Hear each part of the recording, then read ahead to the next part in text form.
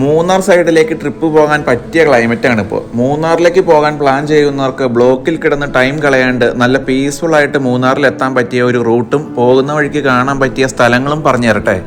ഹൈവേയിലെ തിരക്കുകളൊക്കെ ഒഴിവാക്കി കാടിന്റെ ഭംഗി ആസ്വദിച്ച് പോകാൻ പറ്റിയ ഒരു റൂട്ടാണ് തട്ടേക്കാട് കുട്ടമ്പുഴ വഴി മാമലക്കണ്ടം. പോകുന്ന വഴി ഇതുപോലുള്ള ചെറിയ അരുവികളും വെള്ളച്ചാട്ടങ്ങളും നമുക്ക് കാണാൻ സാധിക്കും. പോകുന്ന വഴിക്ക് ഭാഗ്യമുണ്ടെങ്കിൽ ആനേനെ കാണാട്ടോ.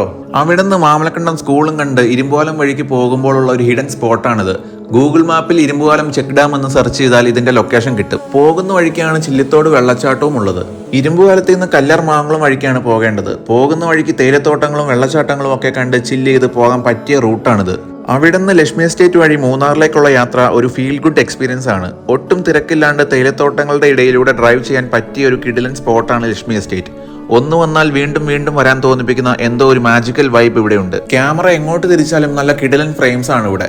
ഒട്ടും തിരക്കില്ലാണ്ട് ഫോട്ടോസും വീഡിയോസും ഒക്കെ എടുക്കാൻ പറ്റിയ സ്പോട്ടാണിത്. ലക്ഷ്മി എസ്റ്റേറ്റ് വഴി നേരെ മൂന്നാർ ടൗണിലെത്താം.